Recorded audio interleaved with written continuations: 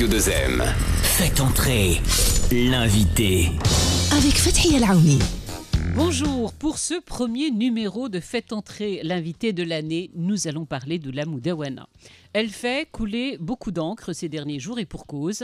Cette réforme est l'une des plus importantes pour la société et l'ensemble des familles marocaines. Certains estiment que c'est une avancée majeure et saluent, d'autres critiquent et puis il y a ceux qui s'interrogent. Un débat est toujours très sain puisqu'il permet d'avoir des avis positifs ou négatifs de la société, mais malheureusement, il y a aussi beaucoup de fake news sur les réseaux sociaux, en particulier sur le volet religieux, alors que les textes sont toujours en cours d'élaboration et c'est important de le rappeler. Alors qu'est-ce qui est vrai, qu'est-ce qui est faux? Mardi dernier, nous y avons consacré une émission complète en langue arabe avec Zakaria Abdelmjid, avec le professeur Abdelrahim El-Amin, directeur de l'Institut Mohamed VI de lecture et études coraniques. Mon invité aujourd'hui est Hassan Hazouzi. Il est membre du Conseil supérieur des Oulémas et président du Conseil régional des Oulémas de la région de Fès-Meknès. Bonjour. Bonjour Madame Lamy. Merci beaucoup d'être venu jusqu'à nous et de répondre à nos auditeurs. Merci à vous. Alors, le Conseil supérieur des Oulémas a été sollicité sur 17 questions essentielles dans le cadre de cette révision. Nous allons en parler en détail. Est-ce qu'on peut rappeler les différents points? Il y a une dizaine de questions qui ont été approuvées, c'est-à-dire la réponse est conforme aux attentes des citoyens et citoyennes, mais il y a d'autres questions que je dois exposer en général.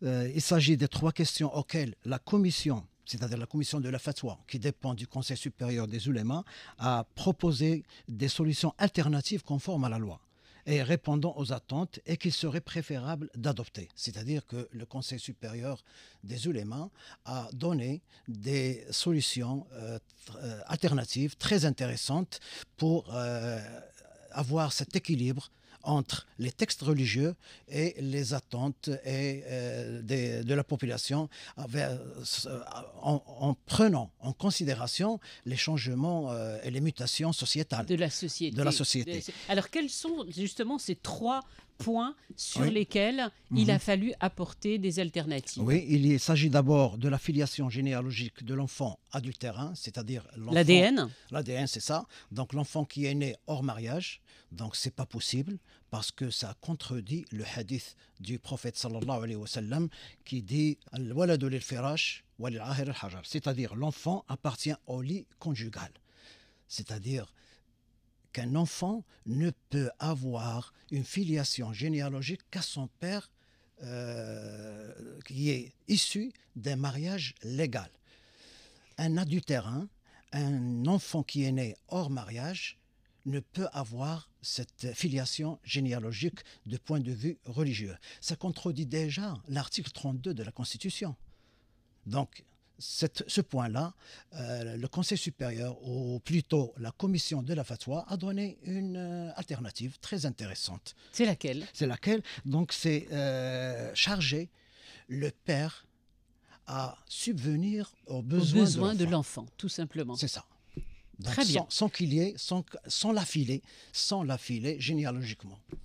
Deuxième point, oui. Sur lequel le Conseil supérieur des Oulémas n'a pas donné son approbation et a proposé une alternative. Le deuxième point, c'est le testament à un héritier non entériné par le reste des héritiers. C'est une question très simple qui n'a pas suscité de controverses ni des idées fausses comme c'est circulé dans les réseaux sociaux.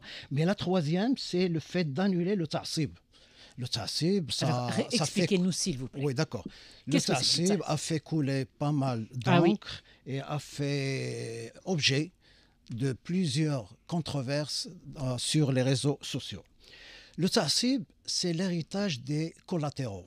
Collatéral en arabe, janibi, c'est-à-dire les membres de la grande famille, qui ne sont pas de la petite famille, tels que l'oncle, le cousin.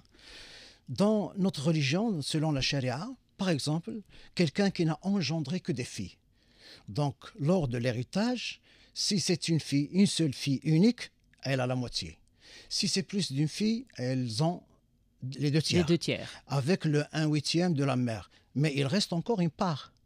Dans ce cas-là, ce sont ces héritiers collatéraux qui viennent pour prendre leur part.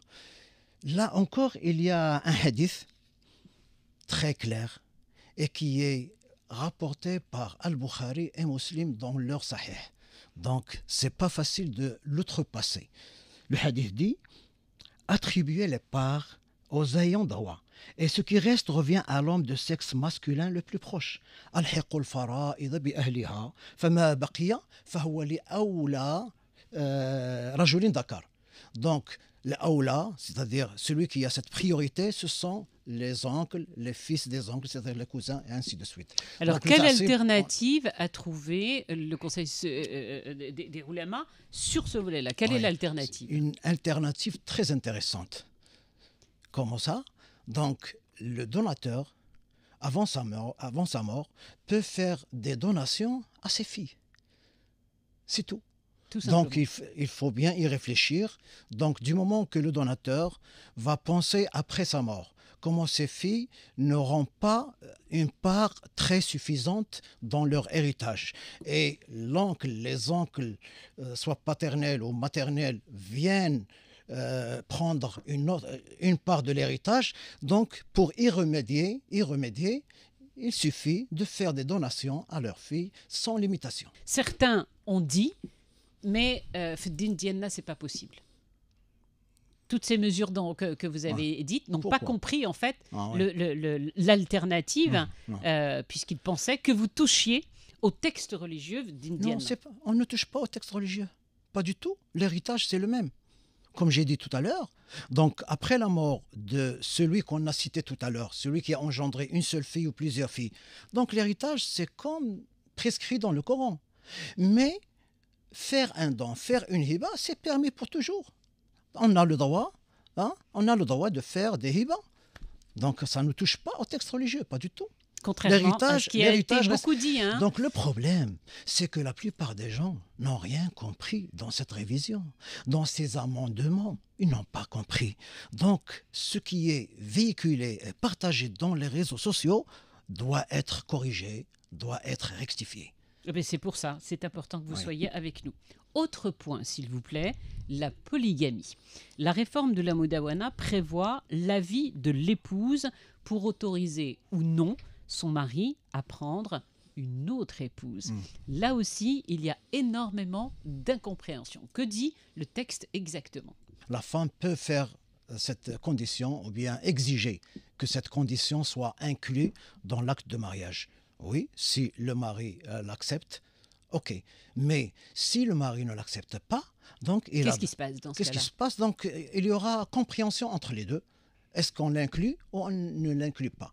Mais ce n'est pas obligatoire. Donc la plupart des internautes qui ont véhiculé une idée fausse comme quoi donc c'est obligatoire. Non, ce n'est pas totalement obligatoire. La question reste encore, on ne peut pas outrepasser l'avis du Majlis, du Conseil supérieur des oulémas ici, et la question pour en faire ou bien y faire un amendement, ça reste ouvert devant un décret de l'imam suprême. Si les deux parties ne sont pas d'accord, ça peut aller au-devant de la justice ou pas? Oui, surtout si le mari constate que sa femme est stérile. Est-ce qu'il n'a pas droit d'avoir une autre femme? C'est bien son droit de se remarier.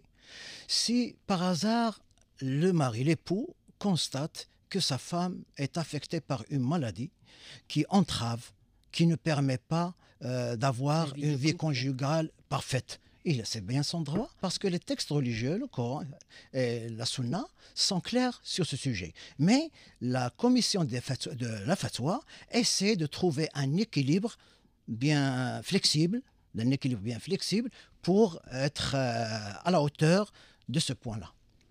Alors, autre point, justement, le divorce et la tutelle. La situation familiale dans laquelle on se retrouve en cas de divorce, on sait qu'elle est toujours très difficile.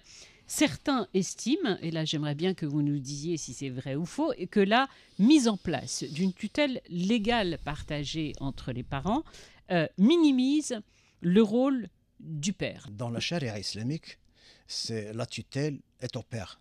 La tutelle légale, c'est au père.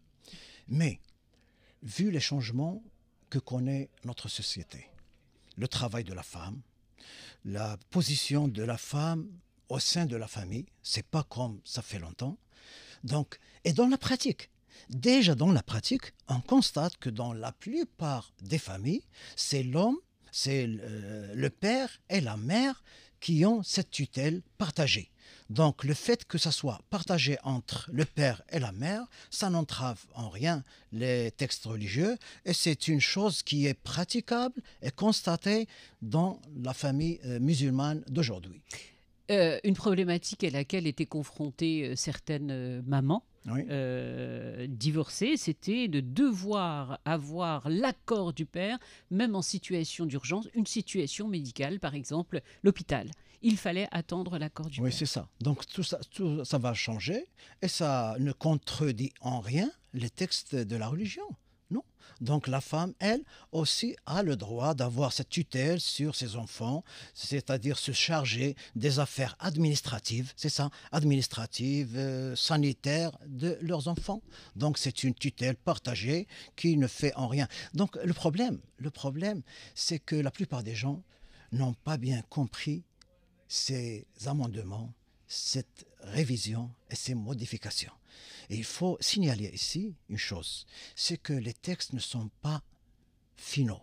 Donc on va attendre, il y aura encore des discussions, il y aura encore des débats, notamment au sein le siège du Parlement, des députés et des conseillers, et aussi au sein du Conseil du gouvernement. Donc on va attendre la rédaction finale de la Moudawana avec ses détails et avec ses textes flexibles. En tout cas, il y a un point qui est acté, qui est celui qui est très important, salué par de très nombreuses associations de la société civile et ONG, c'est la femme qui peut se remarier et garder la garde de ses enfants. Jusqu'à présent, une femme, si elle se remariait, perdait la garde de son enfant. Et ça, c'est une avancée c'est une majeure. avancée très importante, oui, c'est vrai. Parce que jusqu'ici, c'est la femme, si elle se remarie, elle perd sa garde sur ses enfants.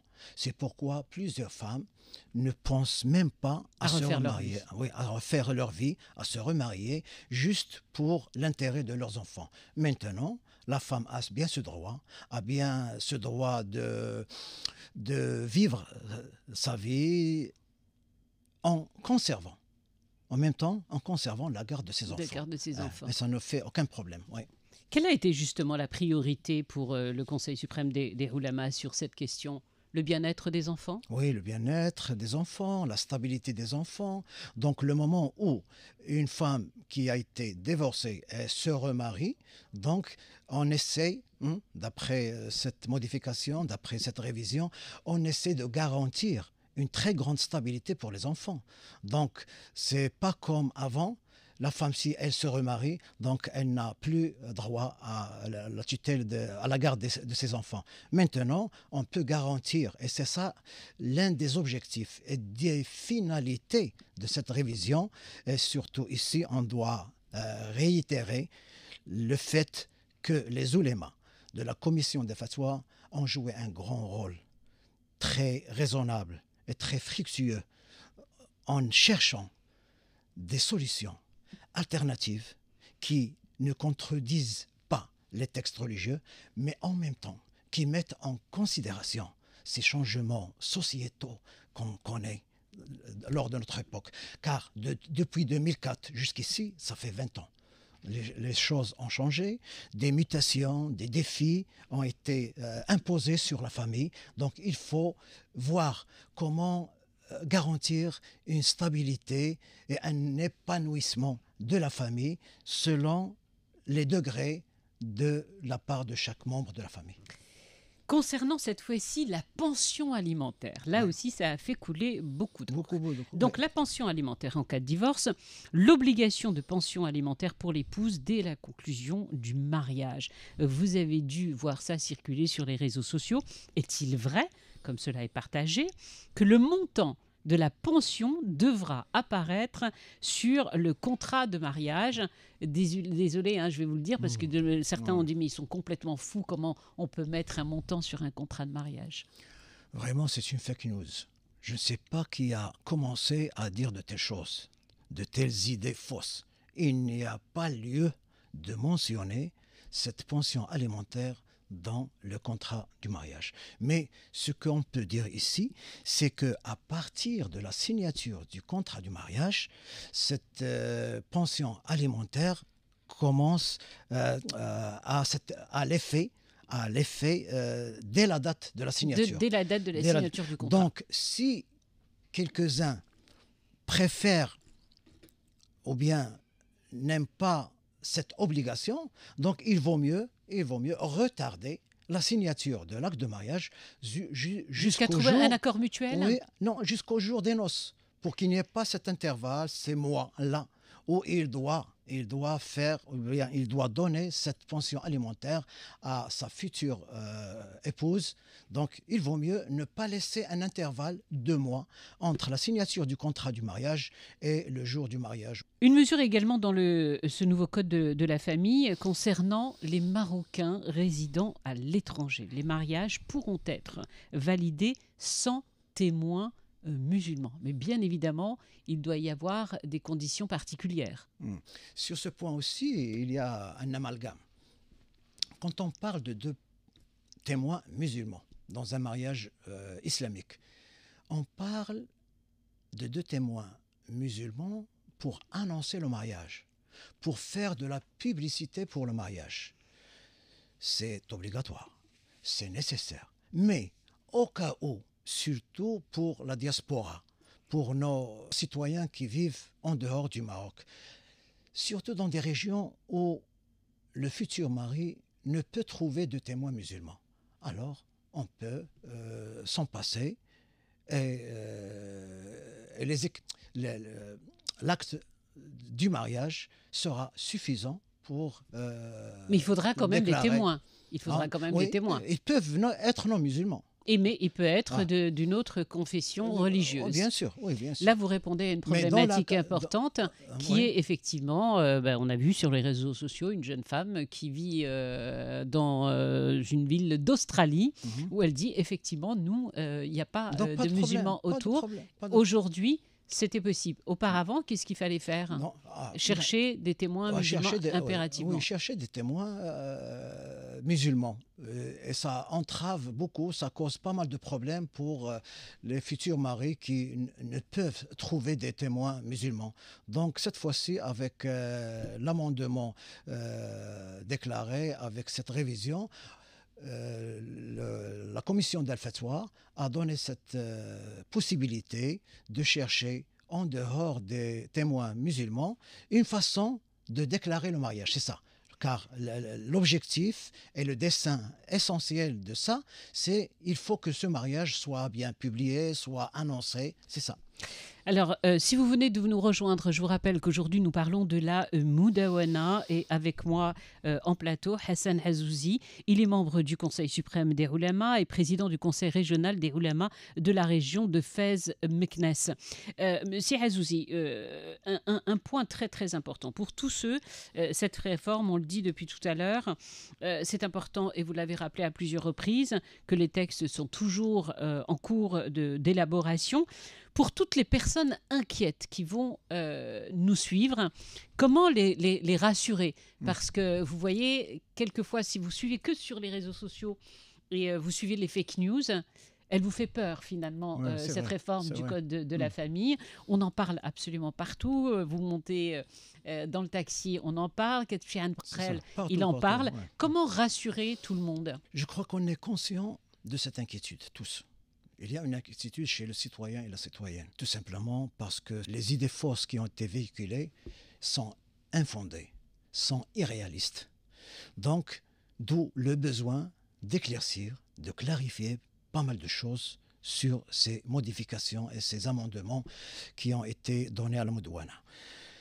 Sa Majesté le roi Amir Mouminin, que Dieu l'assiste, a dit un jour que en tant que commandeur des croyants, je n'autoriserai, ou bien je ne permettrai pas d'autoriser l'illicite et je n'entraverai pas ce qui est licite. Je crois aussi que la plupart des citoyens et citoyennes doivent avoir confiance en leurs ulama. Quand on parle de la commission de la fatwa, qui dépend du Conseil supérieur des ulémas, c'est Sa Majesté le roi Amir al-Mouminin qui en est le président. Et les ulémas, on ne peut pas penser un seul moment qu'ils peuvent entraver aux textes religieux ou dépasser la clarté des textes religieux. Mais là où il n'y a pas un texte religieux qat'i, le prophète sallallahu alayhi wa sallam a donné la permission de l'ijtihad. Nous pouvons rappeler ici le hadith de Mu'adh ibn Jabal, le célèbre compagnon du prophète sallallahu alayhi wa sallam. Un jour, il l'a envoyé au Yémen et il lui a demandé: ô Mu'adh, si tu ne trouves rien dans le Coran et dans la Sunna qui puisse t'aider dans l'élaboration d'une opinion juridique, qu'est-ce qu'il a répondu? Eh bien, Rasulullah, ô prophète, je vais déployer mon effort d'interprétation pour formuler une opinion juridique. Et c'est alors que le prophète sallallahu alayhi wa sallam lui dit en souriant: Alhamdulillah, alladhi waffaqa rasula rasulillah, c'est-à-dire l'envoyé de l'envoyé. Ila ma yuhibbullah wa rasulah. Donc, il faut faire confiance à nos ulémas. Ils ont bien le droit à l'ijtihad et ils ne peuvent pas dépasser les limites prescrites par la religion. C'est ça ce que je veux dire à tous les citoyens et citoyennes. Donc ces modifications, surtout concernant les questions à caractère religieux, elles sont dans leur place, et elles sont significatives et elles sont très intéressantes. Pour faire évoluer. Merci infiniment. Si Azoui, je rappelle que vous êtes membre du Conseil supérieur des Oulamas et président du Conseil régional des Oulamas de la région de Fès-Meknès. On continuera bien sûr à parler de ces questions et on vous invite d'ailleurs, si vous avez des questions, à nous les formuler. Vous reviendrez ? Inch'Allah. Merci beaucoup. Merci à vous. On se retrouve lundi prochain.